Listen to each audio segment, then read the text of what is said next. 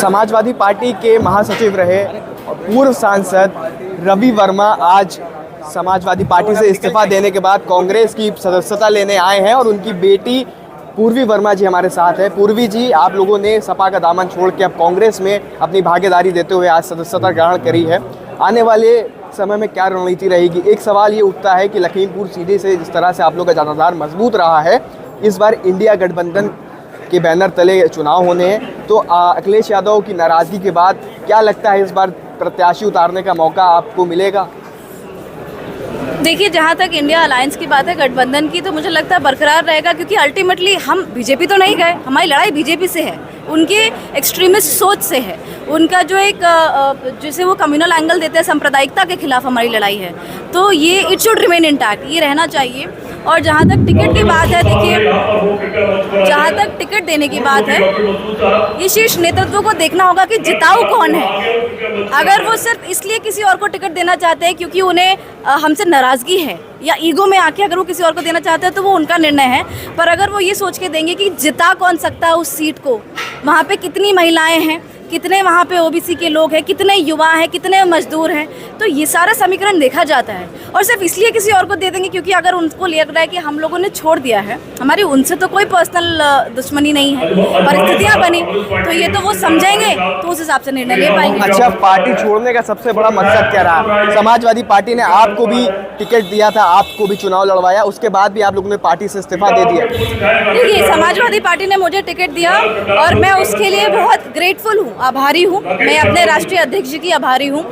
पर मैंने आपको बताया कि जहाँ पे हमारे बुजुर्गों का, बड़ों का सम्मान नहीं है, हमारे पिताजी पार्टी के one of the founder members रहे हैं, 4 बार के सांसद हैं, राष्ट्रीय महासचिव भी बने, ईमानदारी से और कर्मनिष्ठा से अपना कार्य निभाया, तो अगर उनको सम्मान नहीं मिल पा रहा है तो हम लोग क्या कर पाएंगे? अच्छा, एक अंतिम सवाल कर लें कि जिस तरह से ये लगातार अखिलेश यादव पे आरोप लगते हैं कि अपने चाचा शिवपाल यादव का सम्मान नहीं करते हैं, और साथ में आपने भी एक बड़ी बात कही है, समाजवादी पार्टी में आपके पिताजी का जो संस्थापक के रूप से काम करते थे उनका भी सम्मान नहीं हुआ, तो क्या इस बात की पुष्टि की जा सकती है कि अखिलेश यादव अपने ईगो में आके अपने बड़ों का सम्मान नहीं करते हैं? नहीं, देखिए, ये हम लोगों के लिए बोलना ठीक नहीं होगा। मैं बहुत छोटी हूँ उनसे, और वो एक पार्टी के राष्ट्रीय लीडर हैं। उनके क्या किससे कैसे संबंध हैं ये तो वो जानते हैं और वो निभा भी देते हैं, पर कहीं ना कहीं उनके आसपास ऐसे लोग हैं जो मुझे लगता है कि उनको बहकाते हैं या उनको फीड करते हैं गलत तरीके से।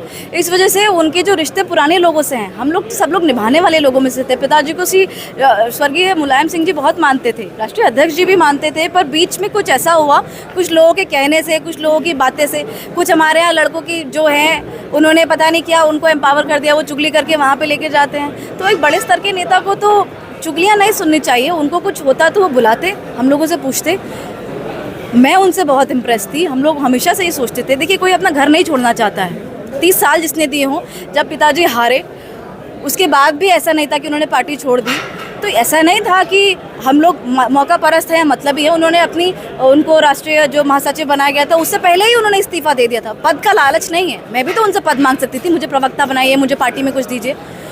हम लालची नहीं थे, हमको काम करके दिखाना था, और हम लोग जहाँ कोशिश करते थे वहीं पे पार्टी में ही ऐसे लोग थे जो सेंध लगाते थे, जो बैक स्टैबिंग करते थे, जो बीजेपी से मिले हुए हैं वो इन्फॉर्मेशन लीक करते थे।